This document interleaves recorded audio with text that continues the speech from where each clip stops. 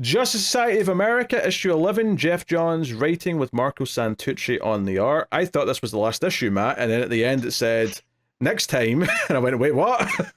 Look, we all know that I love Johns. He's the guy that got me back into comics, and I like his characterizations. But they've given me the carrot of Jeff Lemire and Justice Society, and now this, I just feel like I'm going through this just to get to the end. You know? To be fair, I think this is solid. I think if this was coming out consistently, I'd be having a good time. I don't really have many complaints here. So I don't see that we need to frame it in that way, I guess. No, is what I'm saying. But just for me, like, not that I ran out of steam for it. I just, because of the delays, I find it hard to get as excited. And now I know that there's a Lemire book coming through, and I like the way that Lemire has handled teams and stuff in the past. That's just all. Yeah, like, but we're getting that Lemire book no matter what, though. It's not like... No, I know. But I just... With this, it was hard to get as excited. And especially when I forgot that the Legion popped in. So when I opened this up, I had to do a lot of mental Rolodexing to remember what had happened to lead to this. But once I got reading, it was great. I won't say great. It was really fun to read. And especially as a Legion fan, to see this version of the Legion versus the Bendis version of the Legion, it was quite a relief. It felt like an old school's John's comic book, to be honest, for the most part. I will say what's funny to me though is that every time like it goes to a panel, because it's mostly a big fight issue, right, with a lot of narration explaining Mordor's history and what's going on, yada yada yada. Is that almost most panels it's like a JSA member versus a Legion member. And I was starting to laugh because in almost every panel, I knew the GSA character, but I didn't know the Legion member. I'm like, yeah, that's a Legion character. Yeah, the Legion member 42, Legion member 887, Legion member 61. I do like that we got Colossal Kid versus Atom Smasher. That was real nice. I'll take your word for it. Yep. And then let's see, who else do we have? We got Dawn Star versus Stargirl, and then Starman shows up. Trying to see who's fighting. I can't see who's fighting Alan Scott, but yeah. But you're right. It is, Legion member versus Justice Society member. And that's like half the issue, yeah. Yeah. And that is funny. Then the big sort of turn here that happens is that it turns out Wildcat, Yolanda specifically, obviously, is the Wildcat that we've been having. Turns out Eclipso's possessed her and turns, rips her apart and like comes from within. He's been like gestating in there for a while, and it turns into an Eclipso fight. I will say that maybe they were teasing Eclipso before, but because it's been so long between issues, I don't remember that. So this felt so out of nowhere to me, but I am going to concede that there's a good chance that this is teased before, and I just don't remember it because it's been so long. Look, we all know how I feel about Eclipso. So when I saw when they were teasing that, because it's Huntress's narration from the future, basically, like as she's been through this, where she goes, well, we didn't realize what the bigger threat was. And I was like, oh, what could this be? And as we start to get to the page where we get that, and I look down and I see Yolanda with the red eyes and the half blue face, and it clicked before I read Eclipso. I got very excited because we all know how I feel about Eclipso.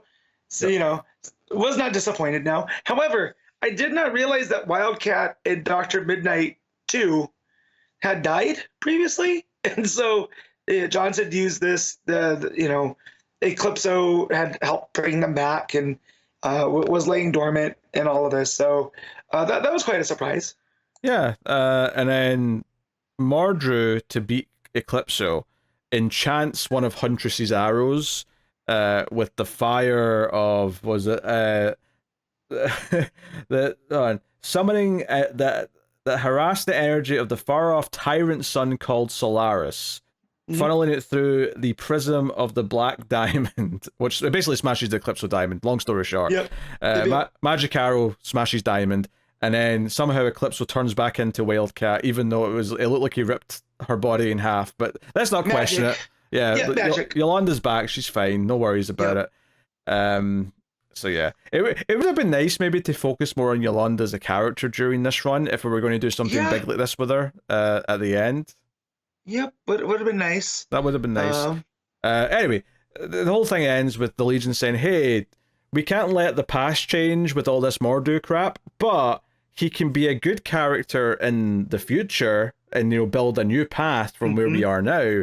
And hey, maybe anyone else displaced from a different timeline could probably belong there as well. So the end of the issue is that Huntress has went to the 31st century and built the the Justice Society of America of that time period with young Mordru and some futuristic versions of other characters. So you've got like a futuristic Dr. Fate, a futuristic Golden Age Green Lantern, which is a weird thing to say, but you know what I mean. Yep, it looks more Alan Scott than you know the Green Lantern Corps. And there's a few others as well.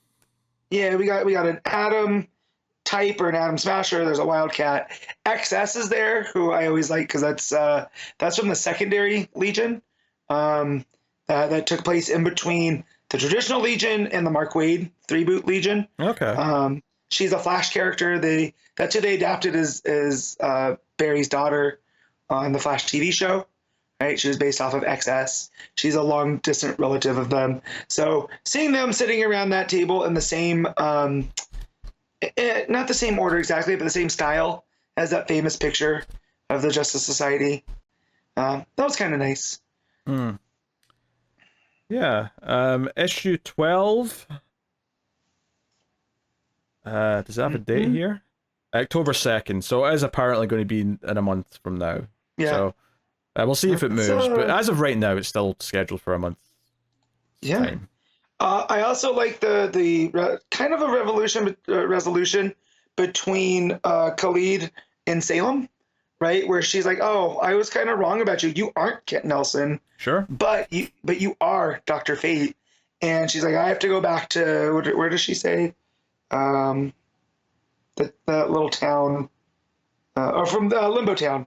That she's going to go there. She has some unfinished business. So I kind of like that tease because I have liked Salem. I think there's more to her than we've gotten.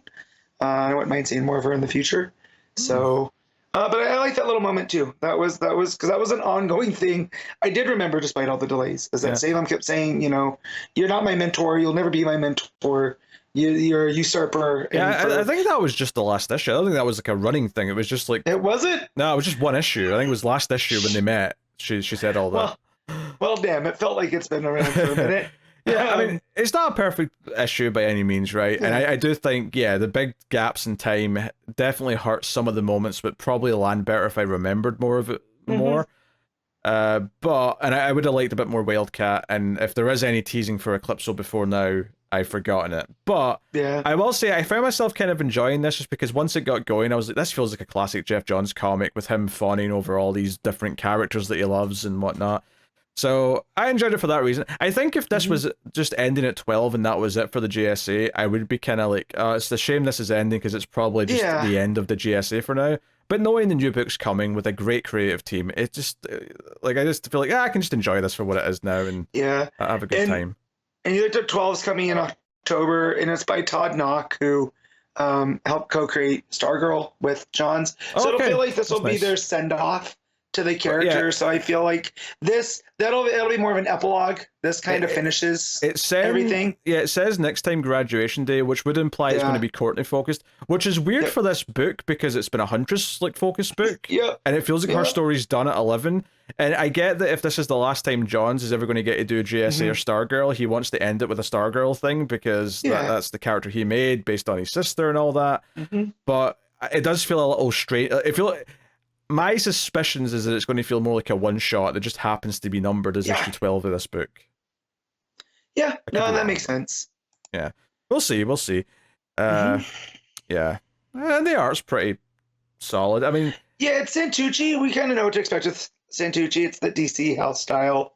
You know, never let us down, but it's never something that we really fun about either. Yeah, it never bothered me. You know, perfectly solid stuff. Lots of characters to draw again. But obviously, I'm remembering back to that first arc and how much of it was, Yan and stuff, and thinking, it could be a bit more special. But it's, it does at this point. It just feels like they want to get this book done and finished because I don't know if it's Johns who causes the delays or the artists, but regardless, it's time to wrap things up so we can move on to the all-in era of What are you rating Justice Society of America? I'm gonna give this a 7.5. Yeah, that seems about. I feel like I want to go higher, but I guess if I'm being completely honest, I probably shouldn't. So yeah, the fact I was able to manage my Eclipso love, and give it a 7.5 is enough for me. Yeah. So.